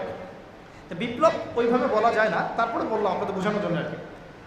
কিন্তু যখন একটা পরাশক্তির সাথে আমরা লড়াই করব, তখন কিন্তু লাঠি সোটা নিয়ে লড়াই করা যাবে না। যাবে? আমাদের মিসাইলস লাগবে, প্রশিক্ষণ লাগবে, ট্রেনিং লাগবে, তাই না? জাবাজ আমাদের সব অফিসার লাগবে। এই ক্ষমতা বাঙালি জাতির আছে, এই ক্ষমতা আমাদের আছে, আমাদের আর্মি ভাইদের আছে, আমাদের বিজেপি ভাইদের মধ্যে আছে, ওই কলিজা তাদের আছে ঠিকই। কিন্তু রাষ্ট্রীয় ইসলামী রাষ্ট্র না থাকার কারণে, রাষ্ট্রীয় পৃষ্ঠপোষকতা না থাকার কারণে এবং রাষ্ট্রীয় চাপ তাদের উপর থাকার কারণে তারা তাদের প্রতিভার বিকাশ ঘটাতে পারে নাই। আমি চ্যালেঞ্জ করতেছি, আপনি বিএসএফ, এই যে ভারতের বিএসএফ এর 100 জনকে লাগান বর্ডারে, আমাদের বিজিবির 20টা ভাইকে লাগান, ওরা পারবে না ইনশাল্লাহ। যদি ক্ষেপণাস্ত্র না নিক্ষেপ করে ওরা পারবে না, যদি আসমান থেকে বিমানে ওরা যদি ফায়ার না করে তাহলে ওরা পারবে না, মাঠে ওরা আমাদের 20 জন বিজিবির ভাইদের সাথে পারবে না ইনশাল্লাহ। পারবেন, আমি বলছি, গ্যারান্টি দিচ্ছি পারবে না ইনশাল্লাহ, দেখে নিয়ে। কিন্তু ওরা আমাদের উপরে মানে চড়াও হচ্ছে কিসের ভিত্তিতে? আমাদের আওয়ামদের মধ্যে প্রশিক্ষণটা নাই এবং আমাদের মধ্যে ওই প্রযুক্তি নাই, আমাদের মধ্যে ওই পরিমাণ অস্ত্রশস্ত্র নাই। এই জন্য তারা এই দাপটটা দেখাচ্ছে। কিন্তু আমাদের আর্মি অফিসাররা, আমাদের এই বিজিবির ভাইরা, নৌবাহিনীর ভাইরা, আমাদের এই আপনার বিমান বাহিনীর ভাইরা, তারা অনেক অনেক বেশি প্রশিক্ষিত। কিন্তু আমরা তাদেরকে ওইভাবে ইমানের চর্চায় নিয়ে এসে আল্লাহর রাহে জীবন বিসর্জনের মানসিকতা তৈরি করতে পারি না। আল্লাহ আমাদেরকে বোঝার তৌফিক দান করুন। তো এটা আমাদের শুধু তাদের জন্য না, আমাদের পুরো এই তরুণ সমাজ সবাইকেই এই প্রশিক্ষণগুলোর আওতায় নিয়ে আসা উচিত। কিন্তু এটা আপনি এখন পারছেন না। যদি ইসলামী রাষ্ট্র ব্যবস্থা হয় কখনো, তাহলে ইনশাআল্লাহ পারবেন ইনশাআল্লাহ। ঠিক আছে, আল্লাহ পাক আমাদেরকে বোঝার তৌফিক দান করুন। 24 হয়ে গেছে? 23? হ্যাঁ, 24 হচ্ছে যে আমরা যদি এক ইসলামিক রাষ্ট্র পর্যায় পর্যন্ত যেতে পারি তাহলে কি হবে? তাহলে আমরা পুরো মানে বিশ্বের বড় বড় যে ইসলামিক রাষ্ট্রগুলো আছে, যেমন ধরেন যে মালয়েশিয়া, তারপরে ধরেন যে সৌদি আরবিয়া বা কাতার বা তুরস্ক বা আফগানিস্তান, পাকিস্তান বা আরও বড় বড় যে রাষ্ট্র, ইরান, যে রাষ্ট্রগুলো মানে কম বেশি ইসলামের সাথে সম্পৃক্ত একটা ঐক্যবদ্ধ জোট আমরা গঠন করতে পারতাম, ন্যাটোর চেয়েও শক্তিশালী, তখন কিন্তু আমরা ওদেরকে চোখ রাঙাতে পারতাম। এটা আল্লাহ পাক করতে বলেছিল আমাদেরকে সূরা আনফালের মধ্যে, কিন্তু আমরা সেটা করি নাই। আল্লাহ বলেছেন যে কাফেররা জোটবদ্ধ হচ্ছে, তোমরাও যদি জোটবদ্ধ না হও তাহলে দুনিয়ার মধ্যে ফাসাদ সৃষ্টি হবে। হয়েছে? এটা ইসলামী রাষ্ট্র ছাড়া সম্ভব না, একা একা তো আপনি এটা করতে পারেন। তাহলে আমরা সত্যিকারের চূড়ান্ত স্বাধীনতা বলতে যা বোঝায় তার স্বাদ আমরা কখনোই আস্বাদন করতে পারব। চূড়ান্ত স্বাধীনতা মানে কি? যে আমি শুধু এক আল্লাহর দাসত্ব করব, আল্লাহ ছাড়া অন্য কাউকে ভয় করি না, অন্য কোনো পরাশক্তির দাসত্ব করি না। এক আল্লাহর দাসত্বে পুরো জাতি মিলে আমরা স্বতন্ত্র স্বাধীন। এই স্বাধীনতার স্বাদ আমরা আস্বাদন করতে পারবো না যদি একটা ইসলামী রাষ্ট্র ব্যবস্থা না আসে। আল্লাহ পাক আমাদের সবাইকে চূড়ান্ত স্বাধীনতা অর্জন করার তৌফিক দান করুন। এখন এখানে একটা কথা মিস হয়ে গেছে, যেটা গতদিন মিস হয়ে গেছিল, মনে পড়ছে বলে দেই। ইসলামী রাষ্ট্র ব্যবস্থার আরেকটা মূল বিষয় আছে যে কোনো মহিলা নেত্রী আবার আমির হইতে পারবে না। কি হইতে পারবে না? কোনো মহিলা নেত্রী আমির হইতে পারবে না। আর রাষ্ট্র চলবে সুরাভিত্তিক। কিভাবে চলবে? সুরাভিত্তিক। তো হ্যাঁ, মাশওয়ারা দিতে পারে, হয়তো মাশওয়ারা দিতে পারে, কিন্তু আমির হইতে পারবে না। নবী সাল্লাল্লাহু আলাইহি ওয়াসাল্লাম তার স্ত্রীদের মাশওয়ারা নিয়েছেন, কিন্তু আমির হতে পারবে না। এটা তো আমাদের এখন এক্স এবং ওয়াই উভয় দলেরই তো আমির হচ্ছেন নারী নেত্রী, নাকি? তাই না? নারী ছাড়া আর কিছুই খুঁজে পাই না আমরা। ঠিক আছে? হ্যাঁ, নারী উপদেষ্টাও আছে। নারী নেতৃত্ব ইসলামে জায়েজ নাই। নারীদেরকে ওই কাজের জন্য আল্লাহ পাক সৃষ্টি করেন না। ঠিক আছে? আল্লাহ পাক আমাদেরকে বোঝার তৌফিক দান করুন। আচ্ছা, শেষ কথা হচ্ছে ভাই, লাস্ট পয়েন্ট, এটা হচ্ছে লাস্ট পয়েন্ট। এখন এই যে এত আলোচনা করলাম, এখন এই গন্তব্যে যেতে হলে আমাদের কিছু করণীয় আছে কিনা? আচ্ছা, এখন আপনারা আমাকে বলেন তো করণীয় কি? বলেন।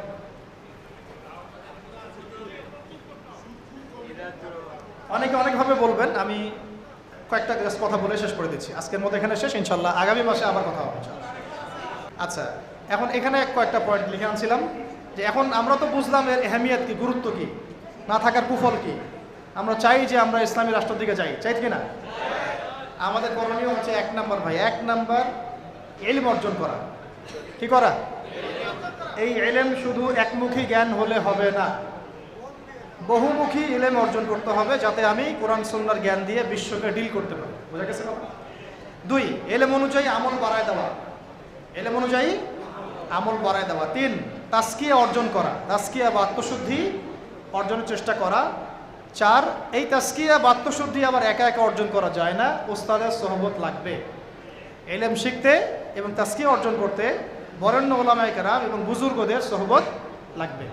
4 নাম্বার। 5 হচ্ছে যে আমার অর্থনীতি সম্পূর্ণ হালাল হতে হবে। কি হতে হবে? হারাম খোরদের দ্বারা কোনো ইসলামী রাষ্ট্র কায়েম হবে না। ঠিক আছে? বে-ইলম মানুষ দিয়ে ইসলামী রাষ্ট্র কায়েম হবে না।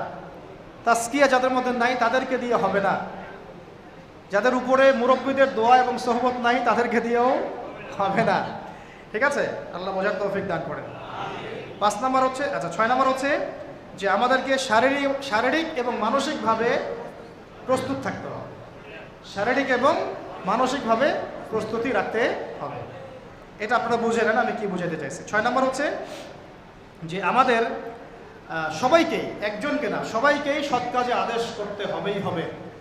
সবাইকেই সৎ কাজে আদেশ করতে হবে, সবাইকে অসৎ কাজে নিষেধ করতে হবে, সবাইকে আদর্শ পরিবার গড়ার চেষ্টা করতে হবে।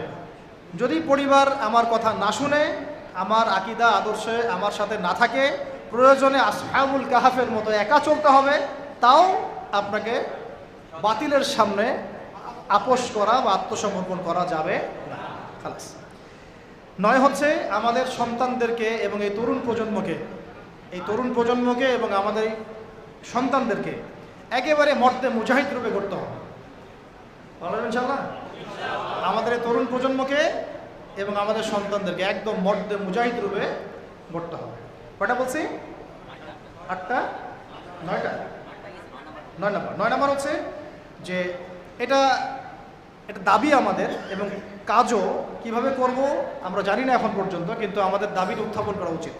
সেটা হলো আমাদের এই তরুণ সমাজকে, অন্তত তরুণ যুব সমাজকে বাধ্যতামূলক প্যারামিলিটারি প্রশিক্ষণের ব্যবস্থা করতে হবে। এটা ছাড়া আমরা কিন্তু প্রস্তুতি গ্রহণ করতে পারবো। ঠিক আছে, আল্লাহ পাক আমাদেরকে বোঝার তৌফিক দান। তারপরে প্রত্যেকটা ডিপার্টমেন্ট থেকে ভারতীয় সমস্ত দালালদেরকে দূর করতে হবে এবং যত বিজাতীয় দালাল আমাদের দেশে আছে, যারা বাংলাদেশকে ভারত বানাতে চায়, হ্যাঁ, বাংলাদেশকে নিয়ে ষড়যন্ত্র করে, এরা যে বা যারাই হোক এদেরকে কোনো স্থান দেওয়া যাবে না। ঠিক আছে। 10 নম্বর হচ্ছে যে সবসময় আল্লাহ রাব্বুল আলামিনের পথে নিজের জান, মাল, সময়, শ্রমকে বিলায় দেওয়ার মানসিকতা রাখতে হবে। যে কোনো অবস্থায় আমার জান, আমার মাল, আমার শ্রম, আমার কি সময়, এগুলোকে আল্লাহর রাস্তায় ঢেলে দেওয়ার মানসিকতা থাকতে হবে। এরপরে অবশ্যই থাকতে হবে যে ওলামায়ে কেরামদের সাথে নিসবত রাখা এবং ওলামায়ে কেরামদের যে জামাআহ, এই জামায়াতের সাথে থাকা, একাকী জীবনযাপন না করা, ওলামায়ে কেরামের জামায়াতের সাথে থাকা এবং তাদের হাতকে শক্তিশালী করার চেষ্টা করা। ঠিক আছে। তারপরে আরও জরুরি হচ্ছে যে আমাদের প্রত্যেকটা ডিপার্টমেন্টের ভাইদেরকে দাওয়াত দিতে হবে। শুধু আমাদের মধ্যে দাওয়াতটা রাখলে হবে না, আমাদের পলিটিশিয়ান, বিত্তশালী, হ্যাঁ, আমাদের প্রশাসন, আমাদের ফোর্সগুলা, আমাদের সরকার, সবার মধ্যে দাওয়াতটাকে প্রচার করতে হবে। ঠিক আছে। কয়টা বলছি লিখতে থাকো? কয়টা হচ্ছে? 12টা, 11টা। 12টা হচ্ছে যে ইসলাম বিরোধী যত মতবাদগুলো আছে, এই সমস্ত মতবাদগুলোকে চিহ্নিত করতে হবে, এগুলো থেকে দূরে থাকতে হবে। বুঝা গেছে? ইসলাম বিরোধী যত মতবাদ আছে সমস্ত মতবাদ চিহ্নিত করা আগে, যেমন বললাম democracy, so-called democracy, so-called communism, so-called এই সেকুলারিজম, এগুলো ফাইন্ড আউট করতে হবে, করে দূরে থাকা ফিকির করতে হবে। তারপরে হচ্ছে কত? 13, সাহাবাওয়ালা জীবনযাপন করতে হবে। সাহাবাওয়ালা জীবনযাপন, সাহাবাওয়ালা জিন্দেগি, দুনিয়ার পূজা ত্যাগ করতে হবে, দুনিয়ার পূজা ত্যাগ করতে হবে, সাহাবাদের মতো জিন্দেগি যাপন করতে হবে। ঠিক আছে। 14 হচ্ছে অল্পে তুষ্ট থাকতে হবে, অল্পে তুষ্ট থাকতে হবে, দুনিয়ার নেশায় ডুবে যাওয়া যাবে না। 15 হচ্ছে বিয়ে শাদী দ্রুত করে ফেলতে হবে। কারণ আছে, কারণ হচ্ছে এটা আপনাকে অস্থিরতা থেকে স্থিরতা দিবে। ঠিক আছে। স্থির থাকলে আপনি অনেক কাজ করতে পারবেন, অস্থির থাকলে কোনো কাজ করতে পারবেন না। 16 নম্বর সন্তানদের কথা বলেছি, মানুষ করার কথা, হ্যাঁ, এটা তো বলেছি। আচ্ছা, 16 নম্বর হচ্ছে যে আমাদের মধ্যে আর কোনো বিভাজন তৈরি করা যাবে না, বরং আমাদের মধ্যে ইখতিলাফি বিষয়গুলোকে বাদ দিয়ে সবাই মিলে একটা ঐক্যবদ্ধ শক্তি গঠন করার চেষ্টা করতে হবে। ঠিক আছে। এটা খুব জরুরি জিনিস, সবাই মিলে একটা জাতীয় ঐক্য গঠনের চেষ্টা করতে হবে। তারপরে 17 হচ্ছে খুব জরুরি একটা পয়েন্ট, নবী সাল্লাল্লাহু আলাইহি ওয়াসাল্লামের সিরাতুন নবী সাল্লাল্লাহু আলাইহি ওয়াসাল্লামকে বাধ্যতামূলকভাবে শিখতে হবে। সিরাতের আদলেই তো আপনাকে রাষ্ট্র গঠন করতে হবে।